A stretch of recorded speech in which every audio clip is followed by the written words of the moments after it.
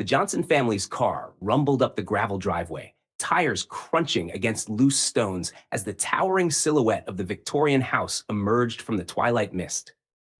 Mark tightened his grip on the steering wheel, his lips pressed into a thin line as he glanced at the imposing structure. Its spires seemed to pierce the darkening sky, and the ornate trim, though weathered, still bore traces of a bygone elegance. I feel like we're in a horror movie, Ethan muttered from the back seat, peering out the window. Don't be so dramatic, Susan said, her tone light but weary. She leaned forward, her eyes scanning the house. It's charming. It just needs a little love. More like an exorcism, Lily quipped, earning a chuckle from Ethan. Mark ignored them, parking the car near the front steps. We'll get settled in first, he said, his voice firm. Then you can all judge it. The family stepped out, the crisp New England air biting at their cheeks. Susan wrapped her coat tighter around her. I can't believe Evelyn lived here all by herself, she said, looking up at the house. It's enormous. She liked her solitude, Mark replied, though his tone was flat, almost dismissive. He didn't want to admit the strange pang of guilt that surfaced whenever he thought about his grandmother. Evelyn had been distant and enigmatic, the kind of relative who lingered more in family lore than in personal memory. They climbed the creaking steps to the wraparound porch, where Susan fished out the old brass key. It slid into the lock with a reluctant click, and the heavy oak door groaned open, releasing a breath of stale air. Smells like Grandma's attic in here, Lily said, wrinkling her nose. Speaking of attics, Mark said, ignoring her, we'll need to clear it out tomorrow. Evelyn kept everything. Lucky us, Ethan muttered, dragging his duffel bag inside. That night, after a quick dinner of takeout pizza, the family dispersed to their rooms, the house swallowing their voices into its silence. Mark found himself drawn to the attic, a nagging pull that he couldn't shake. The stairs creaked under his weight as he climbed, flashlight in hand. The attic door stuck, its hinges rusty, but he forced it open with a grunt. Dust motes danced in the beam of his flashlight, and the faint scent of cedar and mothballs filled the air. Rows of boxes lined the walls, stacked precariously as if waiting for someone to uncover their secrets. Mark's flashlight settled on an antique chest in the far corner, its brass fittings tarnished with age. Something about it felt out of place, as though it didn't belong. He knelt and lifted the lid, the hinges screeching in protest. Inside, nestled among yellowed newspapers and a faded lace shawl, was a large, leather-bound photo album. Mark ran his hand over its cracked surface, the leather cool and firm under his fingers. He opened it cautiously. The first photo stopped him cold. It was of himself, no older than 10, standing in front of a fountain he didn't recognize. Next to him was a woman, not his mother, smiling warmly. The edges of the photo were crisp, as if it had been taken yesterday, yet there was a faint sheen to it, an almost unnatural sharpness. What the? Mark murmured, flipping the page. The photos that followed were no less strange. Some were in black and white, others in vibrant color, but none of the places or people seemed familiar. One image showed a sleek car that looked like it belonged in a futuristic concept sketch, parked in front of what appeared to be a 1950s diner. Another depicted a bustling cityscape, its skyline dotted with spires and towers that didn't match any city Mark had ever visited. Mark? Susan's voice startled him. He turned to find her standing in the doorway, her arms crossed. You've been up here for hours. He glanced at his watch, frowning. It's only been. He stopped mid-sentence. 2 hours had passed since he'd come upstairs. I guess I lost track of time. Susan stepped closer, her eyes narrowing as they landed on the album. What's that? An old photo album. It was in this chest.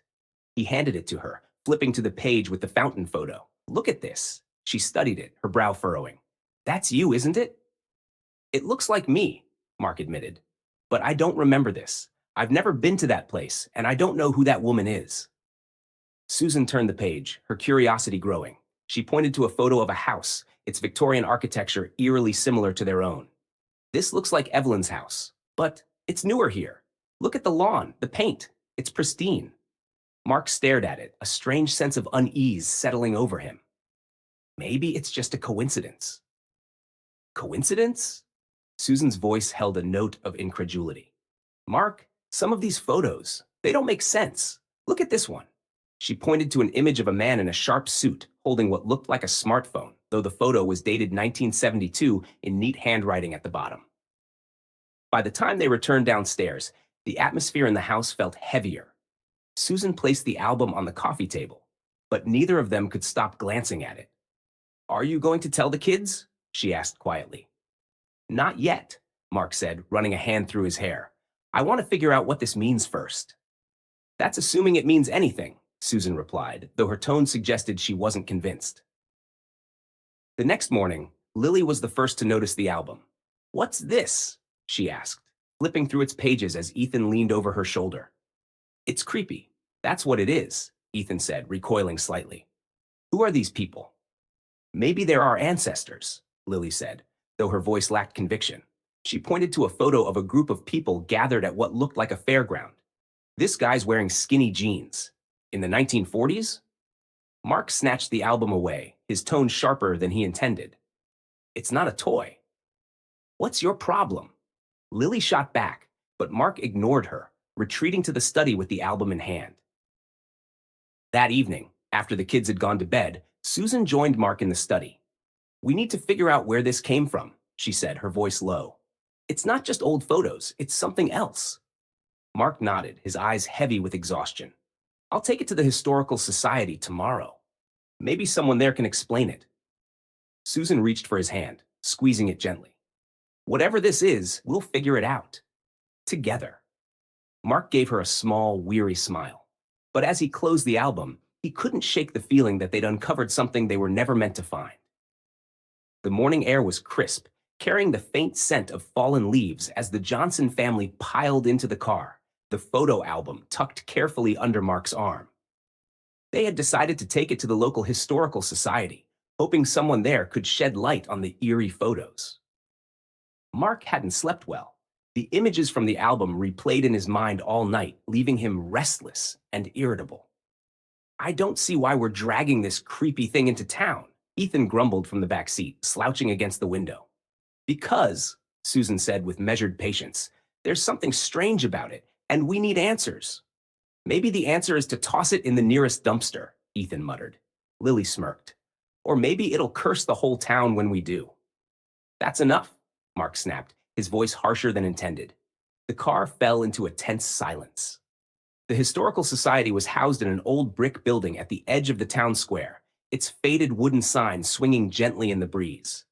Inside, the air was thick with the smell of aged paper and varnished wood.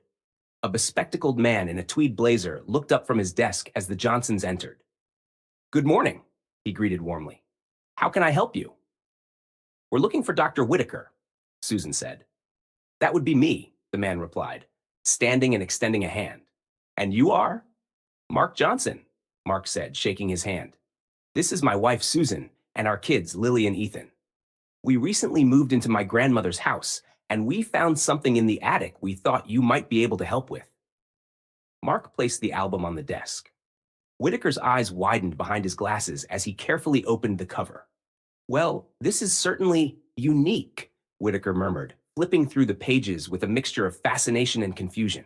"Where exactly did you say you found this?" "In a chest in the attic," Mark said. "It seems to have belonged to my grandmother, Evelyn." Whitaker's gaze snapped up. "Evelyn Johnson? The Evelyn Johnson? The recluse who lived in that old Victorian on Maple Street?" Mark nodded. "You knew her?" "Only by reputation," Whitaker admitted. "She was a subject of local curiosity, especially among us historians. There were all kinds of rumors about her, eccentricities." "What kind of rumors?" What Susan asked, leaning forward. Whitaker hesitated, as if unsure how much to say. "She was said to be involved in some unconventional research. Nothing illegal, mind you, but people whispered about her experiments with time and memory. Of course, most of it was probably just small-town gossip." Mark exchanged a glance with Susan, both of them recalling the strange photos in the album. "Do you recognize any of these places or people?" Mark asked. Whitaker flipped to a photo of the futuristic cityscape. "Not in any traditional sense," he admitted. This shouldn't exist." "What do you mean?" Susan pressed. Whitaker tapped the photo. "This skyline doesn't match any known city. Some of these buildings, the architecture, these shouldn't even be possible with today's technology, let alone whenever this photo was supposedly taken." And this, Mark asked, pointing to the picture of himself as a child with the unfamiliar woman. Whitaker adjusted his glasses, studying it closely. The clarity is astounding, especially for a photo of this supposed age. If I didn't know better, I'd say this was taken recently. But he trailed off, clearly troubled. The room grew heavier with unease as Whitaker continued flipping through the album. This handwriting, he said, pointing to the inscriptions on the back of one photo. It's Evelyn's. I've seen samples of her writing in Old Town records. But the language, it's a mix of Latin and Old English. Very peculiar. Can you translate it? Susan asked. Some of it, perhaps, Whitaker said, his tone cautious, but I'll need time. Mark glanced at the clock on the wall. We'll leave it with you for now, he said. Let us know what you find. Whitaker nodded, but his expression was tense. Be careful, he said as they left. This album, it's more than it seems. Back in the car, the mood was somber. Mark gripped the steering wheel, his knuckles white. What do you think he meant by that? Susan asked. I don't know, Mark admitted, but it's obvious Evelyn was hiding something. That whole experimenting with time and memory thing? Lily said from the back seat. It sounds like a bad sci-fi movie. It's not funny, Lily, Susan said sharply. This is serious. I know, Lily muttered, shrinking back in her seat. That evening, the family tried to settle into their new routines, but the album lingered in their thoughts like a shadow. Susan was in the kitchen preparing dinner when she heard a faint sound like a whisper coming from the direction of the attic. She froze, her heart racing. Mark? She called. He appeared in the doorway, a glass of water in hand. What is it? Did you hear that? She asked. Hear what? Susan hesitated. It sounded like someone talking. Mark frowned, setting the glass down. Stay here. He grabbed a flashlight and headed toward the attic stairs, his steps deliberate but tense. The door creaked open, and he swept the beam of light across the cluttered space. Nothing seemed out of place, yet the air felt colder, heavier. Mark? Susan called from the bottom of the stairs. There's nothing here, he said, though his voice lacked conviction. Later that night, Ethan decided to take a closer look at the album on his own. He retrieved it from Whitaker's office earlier that day, unable to resist its strange allure. Sitting on his bed, he flipped through the pages, his phone in hand. He tried to take a picture of the futuristic skyline, but his phone screen went black. What the hell? He muttered, tapping the power button. The phone rebooted, but the camera app refused to open. He tried again, this time aiming at the picture of the house that burned down in 1935. The same thing happened. His phone died, only to restart moments later. Ethan, what are you doing? Lily's voice startled him. She was standing in the doorway, her arms crossed. Nothing, he said quickly, snapping the album shut. You're obsessed with that thing, she said. It's creepy. Yeah, well, so are you, he shot back. Lily rolled her eyes and left, but Ethan couldn't shake the feeling that something was watching him. He shoved the album under his bed and tried to sleep, but his dreams were filled with disjointed images. The futuristic city, the woman with the warm smile, and the house engulfed in flames. The next morning, Susan found Mark in the study, poring over old family documents. You're up early, she said, handing him a cup of coffee. I couldn't sleep, he admitted. I've been thinking about what Whitaker said, about Evelyn's experiments. And, Mark sighed, rubbing his temples. What if she really did figure out a way to manipulate time? What if this album is proof? Susan sat down beside him, her expression grave. Then we need to find out why she hid it and what she was trying to protect. Outside, the wind picked up, rattling the old windows. Somewhere in the distance, a faint whisper carried through the air, too quiet to understand, but impossible to ignore. The house had begun to change. It wasn't anything the Johnson family could easily pinpoint, no sudden, dramatic events that screamed of danger. Instead, it was a slow, creeping shift in atmosphere. The air felt heavier, carrying with it a subtle chill, and the walls seemed to groan with the weight of unspoken secrets. Lily was the first to notice. She woke one night to the faint sound of whispers. At first, she thought it was Ethan talking in his sleep. She threw a pillow at the wall, annoyed. Ethan, shut up! The whispers stopped for a moment, but just as she was drifting back to sleep, they began again, soft, unintelligible murmurs, as if someone was just outside her room. Her eyes snapped open, and she sat up, straining to hear. Ethan, she called. The house responded with silence. She grabbed her phone and turned on the flashlight, the beam cutting through the darkness as she padded out into the hallway. The whispers grew louder as she neared the attic stairs. Her breath caught in her throat as she reached for the doorknob. Lily? Her mother's voice startled her. Susan stood at the end of the hall, her robe wrapped tightly around her. Mom, do you hear that? Lily whispered. Susan frowned, listening for a moment. Hear what? Lily opened her mouth to respond, but the whispers had stopped. She turned back to the attic door. It sounded like someone talking. Susan's frown deepened. It's just an old house. They creak and settle at night. Come on, back to bed. Lily hesitated but followed her mother. As they walked away, neither noticed the faint shadow that flickered beneath the attic door. The next morning, Ethan sat at the kitchen table, scrolling through his phone with a frustrated scowl. This stupid thing keeps freezing, he grumbled, shaking the device. Maybe because you spend every waking second on it, Lily teased, grabbing a slice of toast from the counter. It's not funny, Ethan snapped. I tried taking pictures of the album last night, and now my phone's acting like it's possessed. Susan, carrying a basket of laundry, paused mid-step. Wait, what do you mean? Ethan held up his phone. Every time I pointed the camera at the album, it died. The screen went black, and then it restarted. It's like the thing doesn't want to be photographed. That's ridiculous, Susan said, though her tone lacked conviction. It's probably just a coincidence. Mark entered the kitchen, looking harried. What's going on? Ethan's phone is cursed, Lily said, rolling her eyes dramatically. It's not cursed, Ethan snapped. There's something wrong with that album, and you all know it. Mark exchanged a worried glance with Susan. We need to be careful, he said. I don't want anyone messing with the album until we figure out what we're dealing with. Fine by me, Ethan muttered, shoving his phone into his pocket. That thing's creepy anyway. Later that evening, Susan was tidying up the living room when she noticed the album sitting on the coffee table. She hesitated, then picked it up, flipping through the pages. Her heart skipped a beat when she saw a new photo that hadn't been there before. It showed their family. Mark, Susan, Lily, and Ethan, sitting at the dinner table. The image was eerily perfect, capturing not just their likeness, but their exact expressions and positions from earlier that night. Susan felt a chill run down her spine. Mark, she called, her voice trembling. He appeared in the doorway, his brow furrowed. What is it? Look at this, she said, holding up the album. Mark's face went pale as he studied the photo.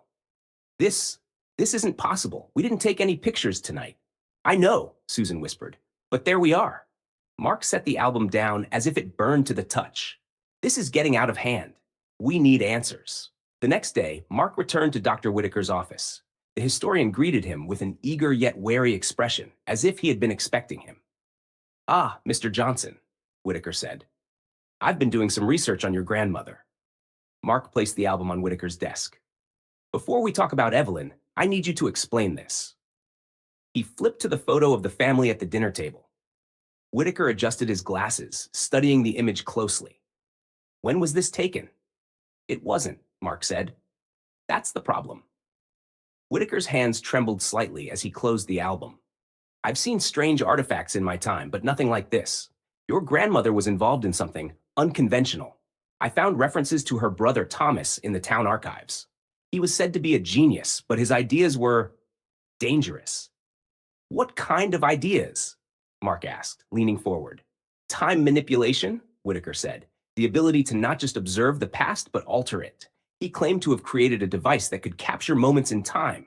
But such power comes with a cost. What kind of cost? Mark pressed. Whitaker hesitated. The stories are vague, but they suggest that tampering with time can have unintended consequences.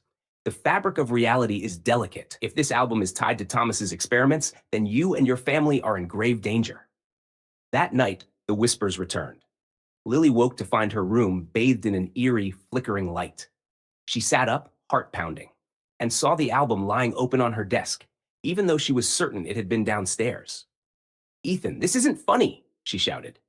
Her brother's voice came groggily from his room. What are you talking about? Lily crept toward the desk, her eyes fixed on the album. A new photo had appeared, this one showing the attic stairs. At the top stood a figure shrouded in shadow. Mom, Dad, Lily screamed. Mark and Susan burst into the room moments later, followed by Ethan. "What's going on?" Mark demanded. Lily pointed to the album. "It was on my desk, and now there's this picture." Mark picked up the album, his hands shaking. He stared at the photo, his face a mask of fear. "We're locking this away," he said, "right now." Mark hid the album in a locked cabinet in the study, but even then, the family couldn't shake the feeling that they were being watched. The house creaked and groaned as if alive, and the whispers grew louder, more insistent. Ethan, unable to resist his curiosity, snuck into the study late one night.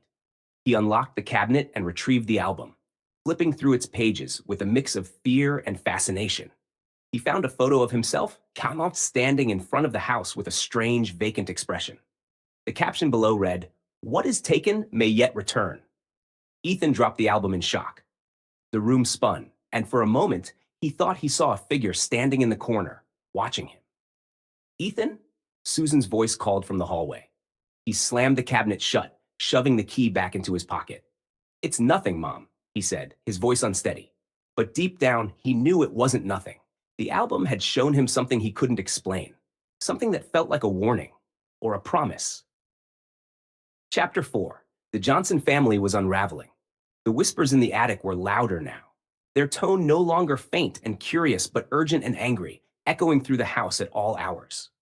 Ethan refused to enter the study after what he had seen, and Lily wouldn't go near the attic stairs. Susan was tense, her once comforting demeanor now overshadowed by fear. Mark, meanwhile, grew obsessed with finding answers, spending hours poring over old documents and making phone calls to anyone who might know more about Evelyn and the photo album.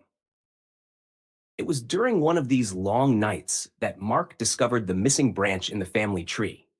He had been sorting through a pile of Evelyn's journals, yellowed and fragile, when he found an envelope tucked between the pages.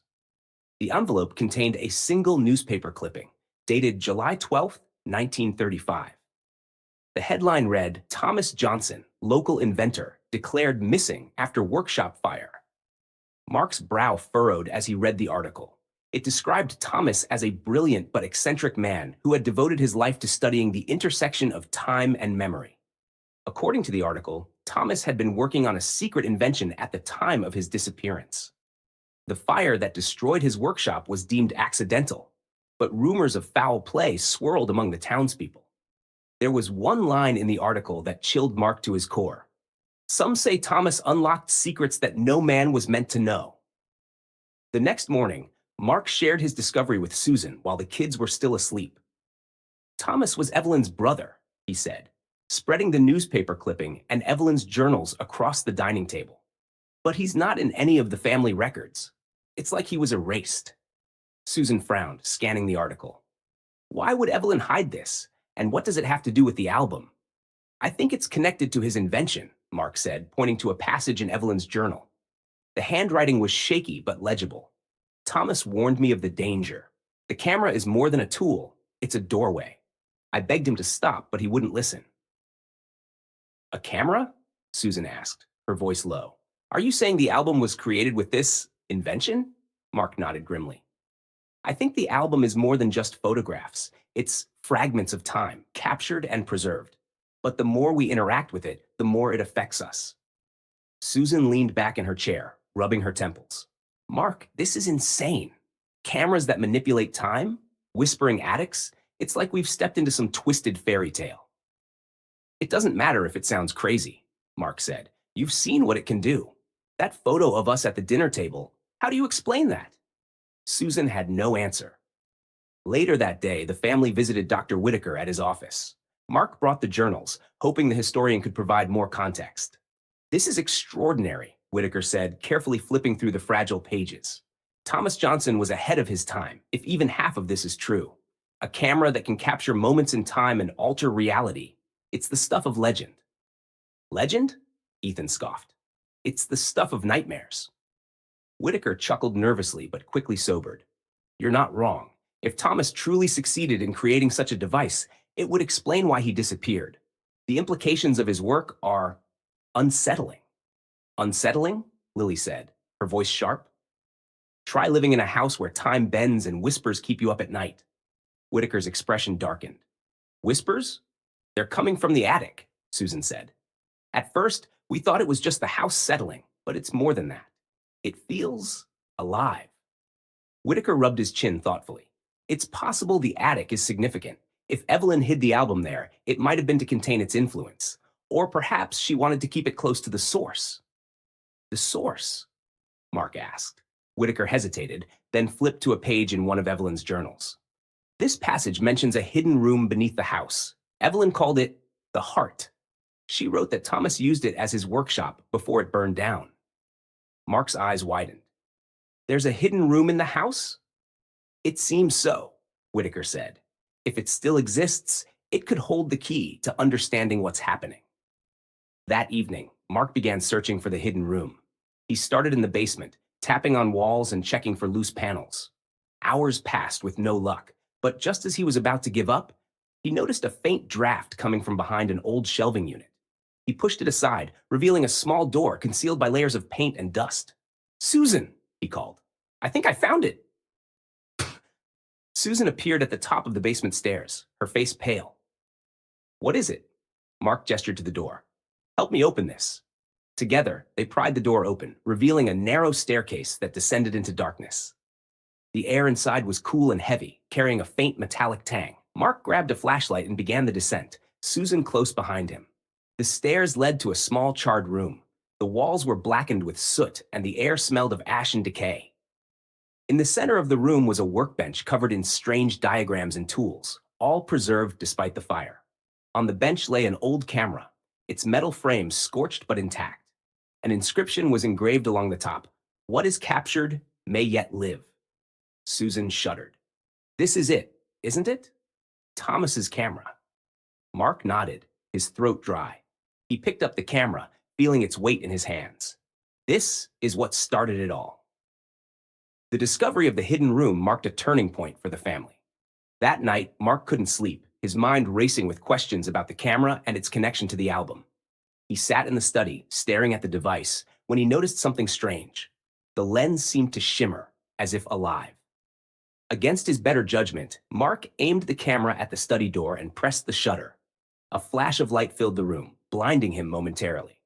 When his vision cleared, he saw a photo emerging from the slot on the side of the camera. The image showed the study door, but instead of the plain wooden panel, it was open, revealing a shadowy figure standing in the hallway. Mark's heart pounded in his chest. He grabbed the photo and raced to the hallway, but it was empty. Still, the sensation of being watched lingered. The next morning, Mark shared his experience with Susan. The camera isn't just capturing moments, he said. It's showing things that haven't happened yet, or maybe things that could happen. Susan's face was pale as she processed his words. We need to destroy it, she said. The camera, the album, everything. It's too dangerous. But what if destroying it makes things worse? Mark countered. If Evelyn hid it, maybe it's because she knew how dangerous it was to tamper with it. Susan sighed, her resolve faltering. Then what do we do? Mark didn't have an answer. The camera and the album were relics of a power they couldn't comprehend, a power that was beginning to unravel their reality. As the whispers in the attic grew louder, the family realized they were running out of time. The hidden room beneath the house became a place of obsession for Mark. He spent hours each day combing through the charred remnants of Thomas's life, his journals, sketches, and cryptic notes, all preserved despite the fire. The air in the room felt oppressive, thick with an energy that seemed to hum just out of earshot. The camera, now resting on the workbench, seemed to watch him, its gleaming lens reflecting the dim light like an unblinking eye. Susan, meanwhile, grew increasingly uneasy. The whispers in the attic were louder than ever, almost conversational at times. Lily had taken to sleeping with headphones on, and Ethan had started locking his bedroom door at night, though he wouldn't admit why. The family was fraying, and Susan could feel it. One night, after putting the kids to bed, she confronted Mark in the study. We can't keep doing this, she said, her voice trembling. This house, that camera, it's tearing us apart. Mark looked up from Thomas's journal, his eyes bloodshot from lack of sleep. We're so close to understanding it, he said. I just need a little more time. Susan slammed her hands on the desk, startling him. We don't need to understand it, Mark. We need to get rid of it. Every day we stay here, Things get worse. Lily is terrified. Ethan barely speaks, and I can't even walk into the attic without feeling like I'm being watched. Mark's jaw tightened, and for a moment, he didn't respond. Then he sighed, running a hand through his hair. You don't understand. This isn't just some old relic. It's part of my family's history. Evelyn and Thomas, they were onto something. Something bigger than us. Bigger than us? Susan snapped. Whatever they were onto cost them their lives. Do you want to end up like them? Mark's silence was answer enough. The next day, Ethan decided he couldn't stay away from the hidden room any longer. Yashirin's curiosity gnawed at him, despite the fear that still lingered from his last encounter with the album. While Mark and Susan argued upstairs, Ethan slipped into the basement and crept down the narrow staircase. The room was colder than he remembered, the chill biting through his sweatshirt. The camera sat on the workbench, its lens glinting in the dim light. He hesitated, then reached out, his fingers brushing against the metal. A shiver ran down his spine. What are you doing down here? Lily's voice made him jump. He turned to see his sister standing at the bottom of the stairs, her arms crossed. Nothing, he said quickly, stepping away from the camera. Lily rolled her eyes. Yeah, sure, you're doing nothing in the creepiest room in the house. I could ask you the same thing, Ethan shot back. Lily hesitated, then shrugged. I was curious, okay? Mom and Dad are so freaked out about this place, I wanted to see it for myself. Ethan glanced back at the camera. It's weird, isn't it? How something so small can cause so much, I don't know, chaos. Lily walked over to the workbench, eyeing the camera warily. Do you think it's real? I mean, what they said about it? Capturing time, altering reality? Ethan nodded slowly. Yeah, I do. And I think it's dangerous. Lily frowned, then pointed to a stack of sketches on the workbench. What's that? Ethan picked up the papers, flipping through them. They were diagrams of the camera, annotated with notes in Thomas's cramped handwriting. One page caught his attention. A sketch of the camera with the words, "The Forbidden Room," scrawled beneath it. What's the Forbidden Room? Lily asked. I don't know, Ethan admitted. But I think we need to find out. That evening, Mark called the family into the living room. He had found something in one of Evelyn's journals that he believed was critical. Evelyn wrote about a place she called the Heart, Mark said, holding up the journal. She said it's where the camera's power comes from. Susan frowned. You think it's the hidden room, don't you? Mark shook his head. No, it's something else. The hidden room is just a workshop. The Heart is deeper, more central. Evelyn wrote that it's where Thomas conducted his most dangerous experiments. And you want to find it, Susan said flatly. Mark nodded. If we don't understand what we're dealing with, how can we stop it? The search for the Forbidden Room began in earnest. The family scoured the house, looking for any clue that might lead them to Evelyn's secret. It was Lily who finally found it, a loose floorboard in the attic, beneath which was a small brass key. Mark took the key, his hands trembling. This must be it, he said. Evelyn mentioned a locked door in her journals. But where is it? Ethan asked.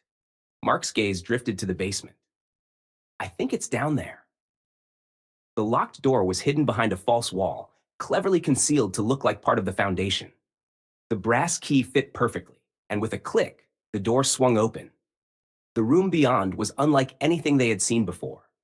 The walls were lined with mirrors, their surfaces warped and tarnished.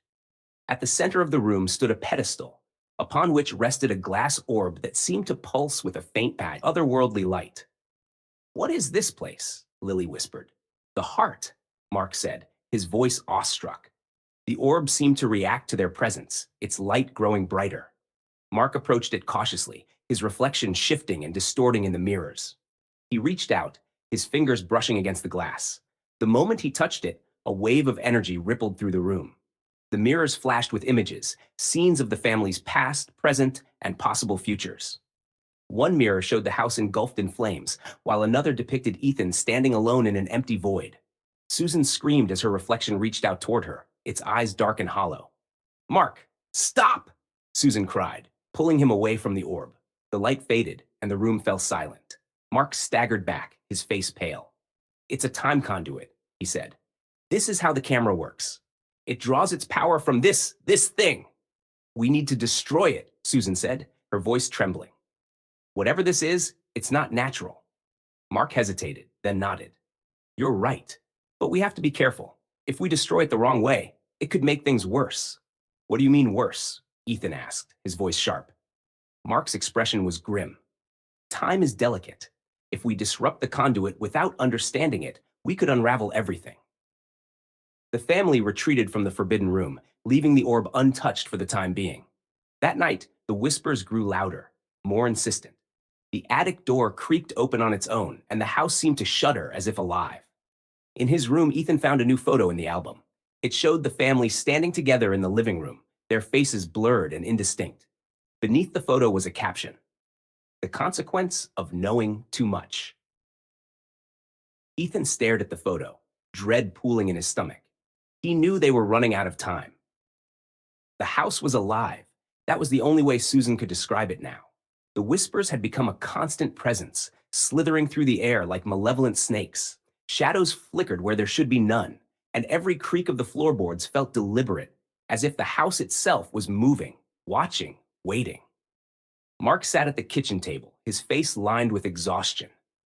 He hadn't slept in days, and his obsession with the forbidden room had consumed him entirely. Susan stood across from him, arms crossed, her face pale and tight with worry. "We can't keep this up," she said, her voice breaking. "This house is tearing us apart. We need to leave." "We can't leave," Mark replied, his tone sharp. "Don't you understand? It's not just the house. It's us. It's the album, the camera, the orb. If we run, it'll follow us." "How do you know that?"